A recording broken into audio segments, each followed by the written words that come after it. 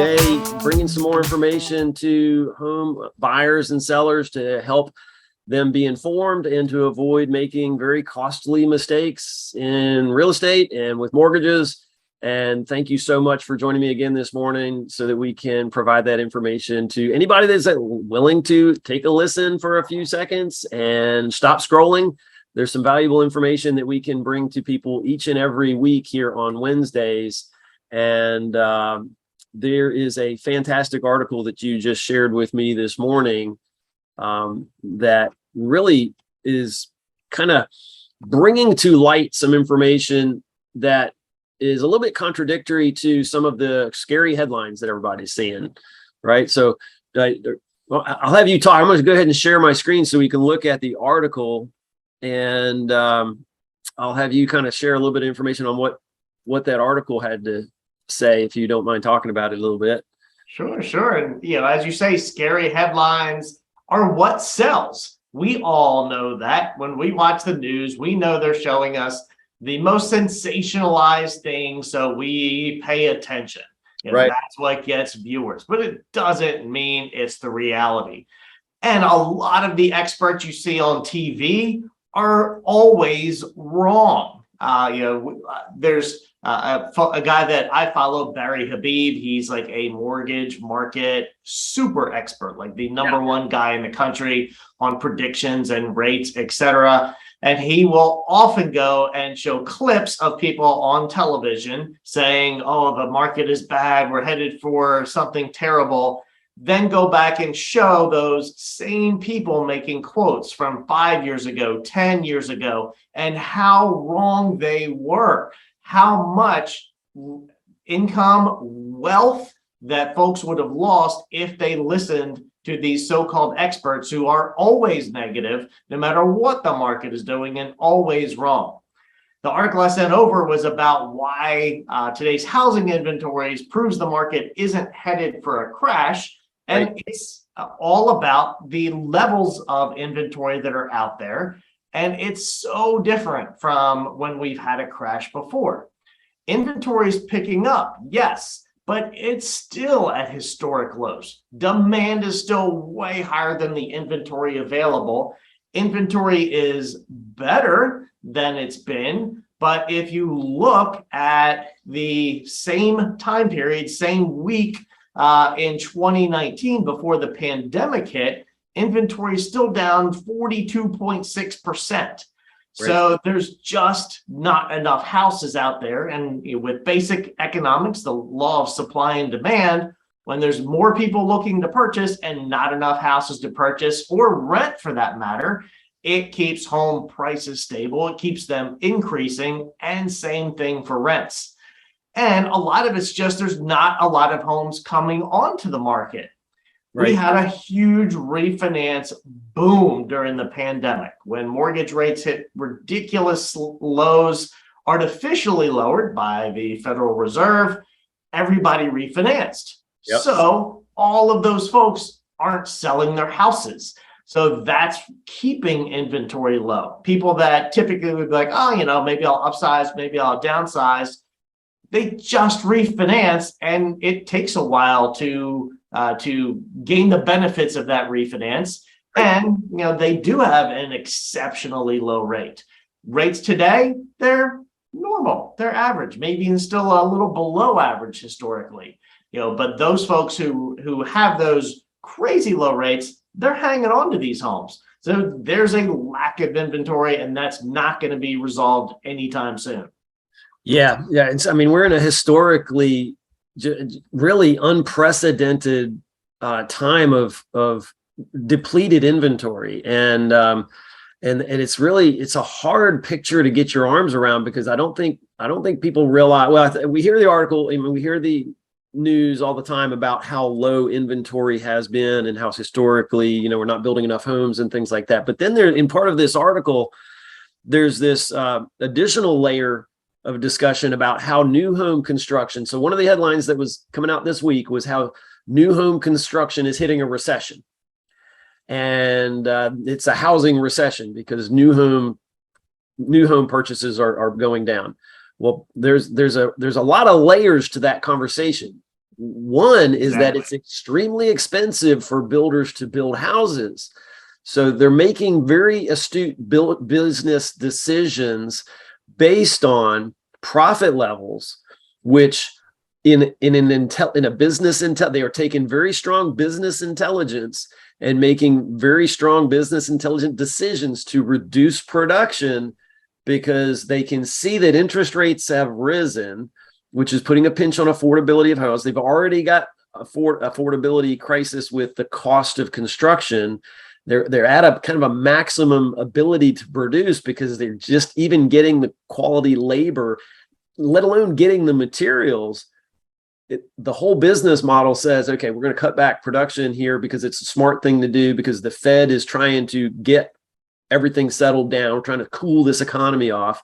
So rather than get ourselves into a situation where we have too much inventory, we're going to go ahead and we're going to sell the inventory we got. So this is really kind of cool. There are some price reductions happening on new construction, on some new home inventory. I'm seeing it here in the Williamsburg market.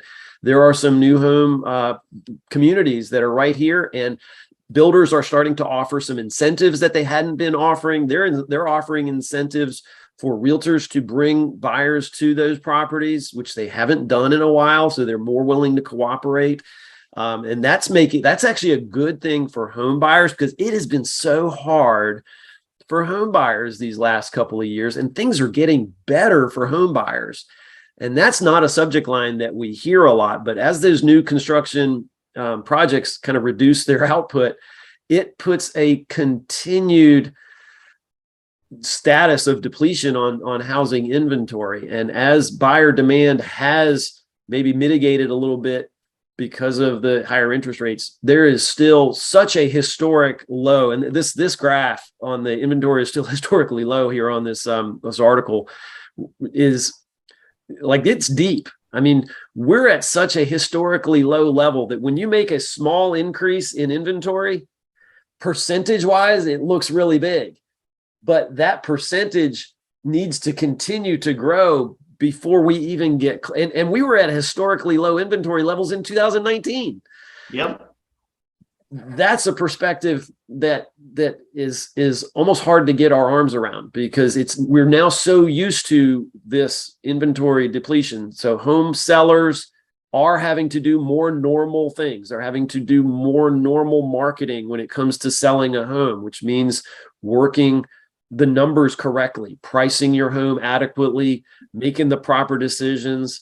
So in the process, okay, so here's a conversation that I want to kind of get into a little bit. In this process of home buying and selling, one of the steps along that process, of course, is making the right decision to price your home. If you're selling a home, price it right. Like in today's market, it is much more important today that you do really strong, good research on your market so that you can price your home correctly. That means working with a professional that knows the market.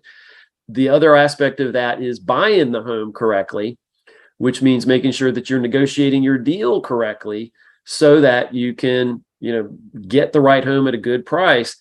And that goes back to mortgages as well, because we're in a time of transition with mortgage rates and so forth. What should somebody do now, Kevin, when they're considering locking a rate? What kind of advice would you try to give to somebody? Because we've got this fluctuation that's happening. How do you handle your locks when you're doing a lock for somebody or handling that loan that's coming up? What kind of advice do you give to somebody that's in that process? Generally, I'll give them just some basic information about the market, the expectations. We always follow what the market's doing, but I also am honest with them. No one knows what's going to happen tomorrow. It's like buying a stock. Hey, this is a good price for this stock. I think I'll maybe buy it today, or maybe should I wait till tomorrow? Maybe it'll be priced better. Well, you know what? It could also be more expensive. So, we always tell folks, here's kind of what the general expectation is for rates: upward pressure, downward pressure, whatever it may be, but if you're satisfied with where the rates are, go ahead and let's just lock it in and not look back. Now, one thing that we do offer, some lenders do, is what we call a float down. So once we lock in a rate, it's locked.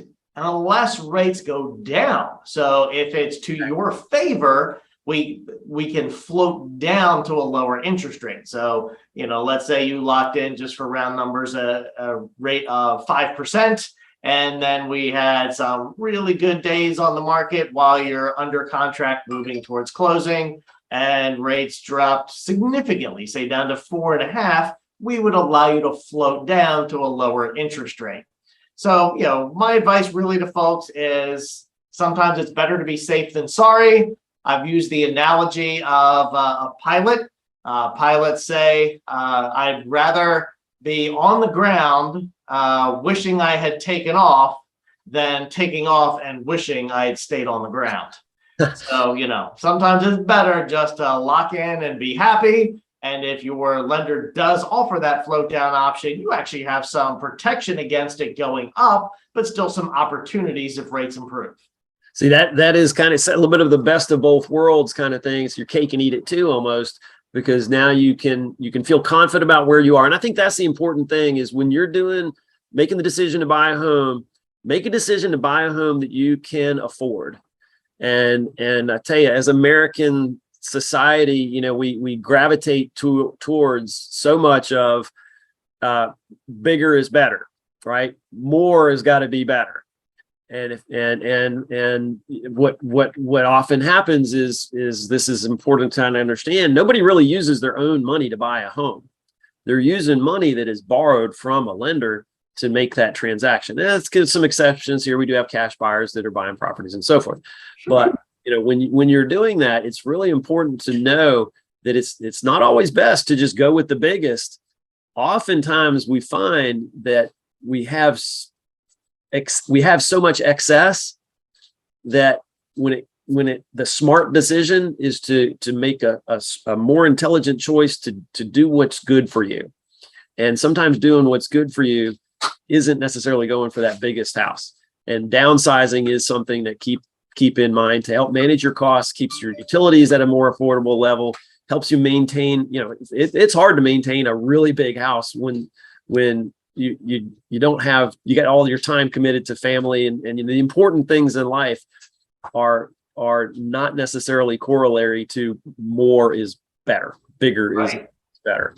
So we can talk a little bit more about it. I've actually got another video I'm going to record about that very subject, about downsizing and the advantages of right sizing when it comes to maintaining a house and so forth.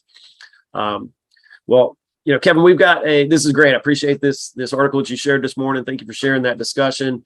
I love that float down option that you discussed, because that is a way for people to feel confident about their rate, and then know that if rates improve, they can take advantage of that situation. That saves them potentially significantly on, their monthly payments and so forth. They're not losing out anything. They're actually gaining the benefit of knowing what they've got, and then having the advantage of knowing what they, if things improve, they could get that benefit too.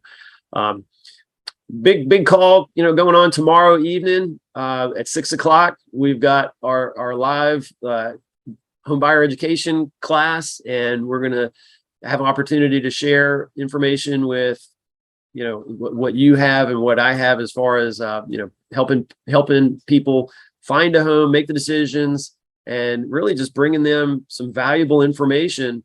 And this is going to be live tomorrow at 6:00. You've got a hugely valuable education that you'll bring to this, and I'm looking forward to it. We're going to be having some more information going out about this. So if anybody's watching this call, listen, look for the information on the live event for tomorrow evening at 6:00. Kevin and I are looking to help you find ways to make sure to avoid mistakes, but potentially benefit yourself, and potentially maybe even save thousands of dollars in the real estate transaction process to benefit you and your financial life as well. Absolutely. Looking forward to it. All right, so 26 minutes after 10. So we've gone a little bit over what we sometimes do here, and I appreciate that. I'm going to stop my share here. And Kevin, anything else you want to share this morning? No, I did actually happen to get by the beach recently. And do you know what the ocean said to the beach? Oh, what did the ocean say to the beach? Nothing. It just waved. Just waved. Gosh, those waves just passing by. that is a great way to conclude today, Kevin. Thank you for that dad joke. And hey, you know what? In this time, it's I think important for us to all realize that life is short. Don't live in fear. There are opportunities in this market. There are opportunities in this time. This is your time. If you're looking to buy a home, this is a great time to buy a home. And if you have a home to sell, this is a great opportunity to sell your home. Waiting can be very costly. So we're here to help you avoid making costly mistakes and potentially save you thousands of dollars. Kevin, thank you for your time this morning. I'll be back in touch with you here just a little bit later this afternoon. Thanks, John. All right. Talk to you soon.